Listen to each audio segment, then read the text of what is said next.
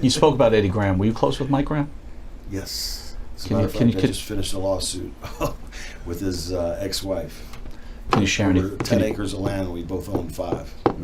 Can you share any thoughts on Mike? I love Mike. He was a good guy. Unfortunately, you know, it was horrible when his father committed suicide.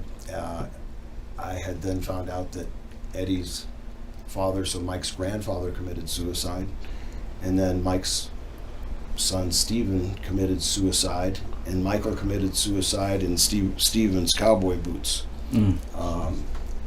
up by Daytona Beach, and it was just a very, very sad time. Mike Graham was a good man, and Eddie Graham was probably, if you ask the old timers, Eddie Graham was one of the smartest brainiac bookers of all time.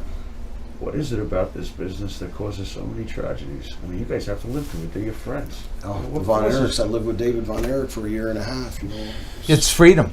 It's freedom to choose what you want to do. Everybody's, they're, you know, what you sow you reap, man. So Do you think Vince ever has any guilt complex at all when he hears about the battles? Like, I'll take care of this guy, does he have any feelings towards this at all? Or? no, I don't think so. Really? Outside of his family, I don't think. he's done some big favors for some guys. You know? Yeah. I mean, if he Oh, a lot of people don't talk about Mike Graham a lot. Mike, you know, from a fan's perspective, seemed like he was okay. From what I understand, his father committed suicide, and then Mike committed suicide. Did you know Mike had problems, or? Well, when Mike's father, Eddie, committed suicide, And by the way, I'm not making light of this at all. Billy Jack Haynes was in here, and Billy Jack claims that Vince killed Eddie Graham to take over his territory. Just throwing that out there. And you know, let's talk about Mike and Eddie, and then maybe you could talk about Billy Jack. well,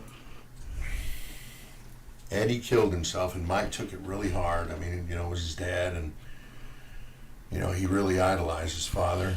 But then his son killed himself.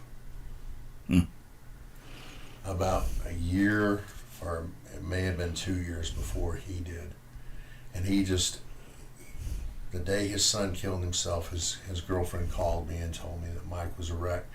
And I talked to him, and every time that I talked to him after his son killed himself, he asked me to bring him a gun. And you know, I told him, I said, I'm not going to bring you a gun. He said, where's your gun? I'm in your car. I know you got a gun under your seat. And I wouldn't carry my gun when I was around him for that purpose, because he was so set on it.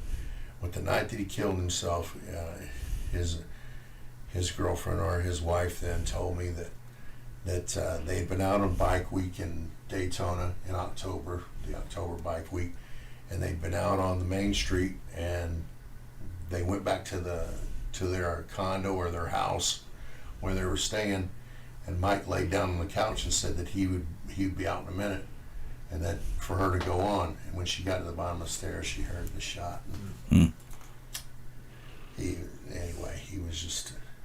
He wasn't himself the last couple of years after his son died.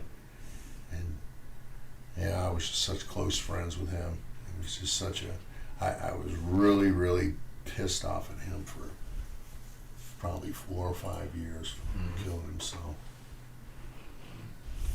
Yeah, you just can't believe that when somebody